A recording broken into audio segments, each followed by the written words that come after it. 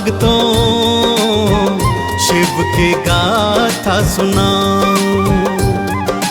आओ भक्तों शिव की गाथा सुनाऊं। सावन में क्यों कांवड़ लाते, सावन में क्यों कांवड़ लाते, भक्तों तुम्हें बताऊं। आओ भक्तों शिव की गाथा सुनाऊं।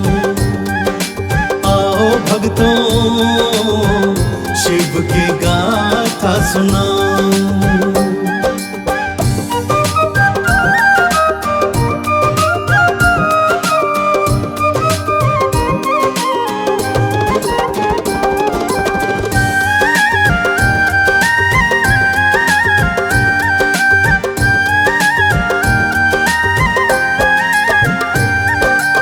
गाथा रावण और उसकी शिव भक्ति से संबंधित है भक्तों। तो भगवान शिव का सुमिरन करते हुए आइए सुनते हैं पावन पवित्र रावण गाथा। रावण भगवान शिव का अनन्य भक्त था।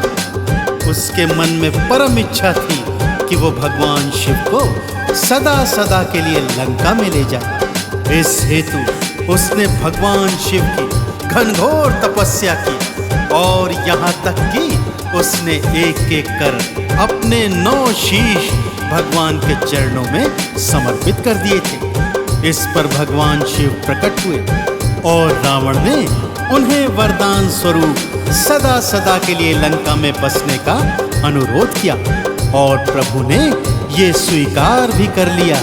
आगे क्या होता है आइए सुनते हैं। बोला रावण शंभु स्वामी आप दानियों के दानी, मेरी भक्ति को मान दीजिए, भोले ये वरदान दीजिए। मेरे संग लंका को चलिए और सदा को वहाँ पे रहिए।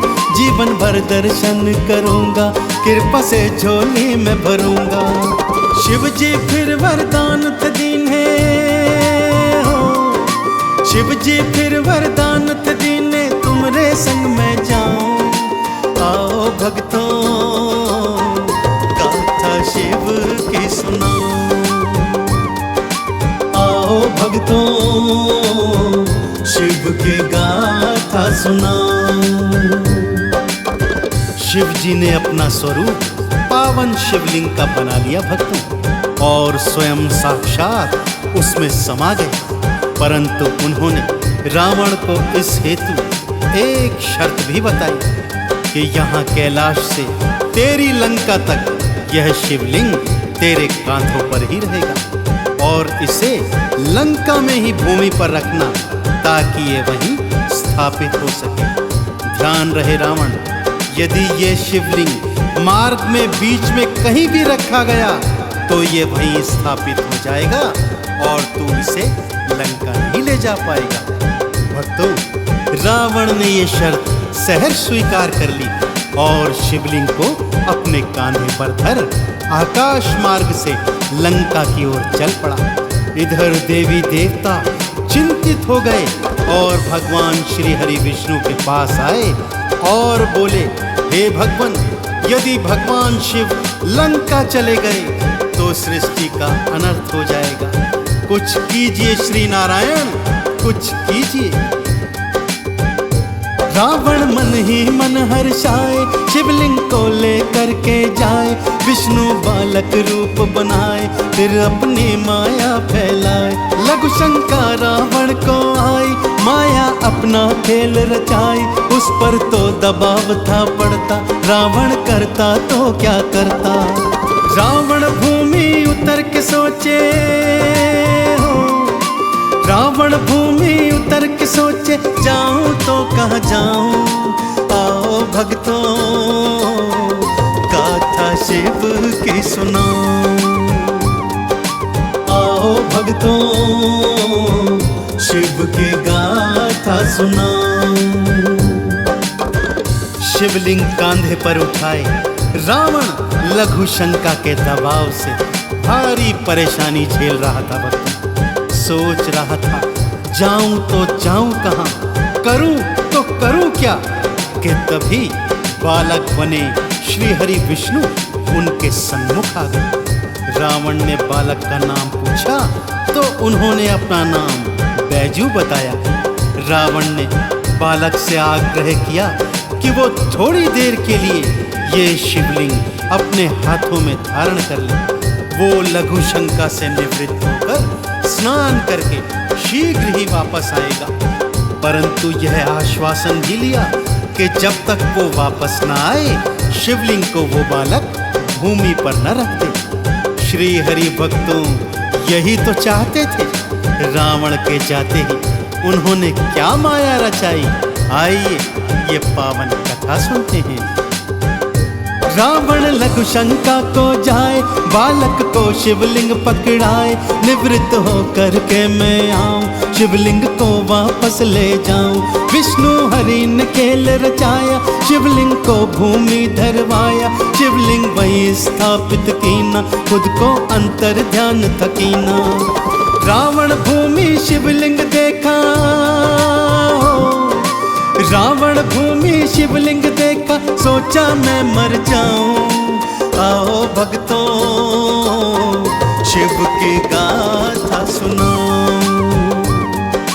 आओ भक्तों शिव की गाथा सुनाऊं।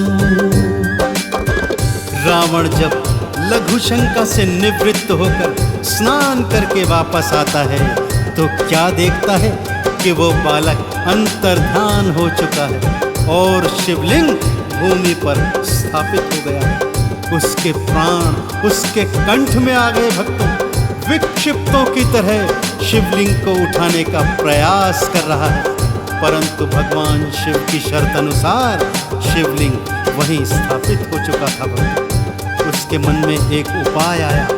वो कांवड़ में जल भर भर कर लाता और शिव जी को स्नान कराता। स्नान कराते कराते भगवान शिव के स्तोत्र, आरती, चालीसा और मंत्र का जाप करता रहता।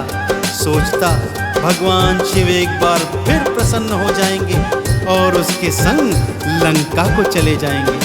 परंतु शिव की लीला तो भगवान शिव ही जाने। भगवान शिव ने दर्शन दिए और रावण को समझाया कि हे रावण, अब ये शिवलिंग कहीं नहीं जाएगा, यहीं स्थापित हो जाएगा। चिरकाल तक मेरे भक्त कांवड़ ला ला कर इस शिवलिंग पर चढ़ाएंगे और पुण्य फल प्राप्त करेंगे। आज से इस पावन स्थान का नाम बैजनाथ धाम होगा और श्रावण मास में जो कांवड़िए यहाँ पवित्र कांवड़ में गंगा जल भर मुझे अर्पित करेंगे, जीवन पर्यंत मेरी कृपा उन कांवड़ियों को प्राप्त होती रहेगी। रावण कांवर भर भर लाए, शिवलिंग को नहलाता जाए। शिव के स्रोत मंत्र को गाए, शिव के नाम की अलख जगाए। शिव जी ने दर्शन दिखलाया, रावण को था फिर समझाया। शिवलिंग अब ना जा पाएगा, मेरा धाम ये कहलाएगा।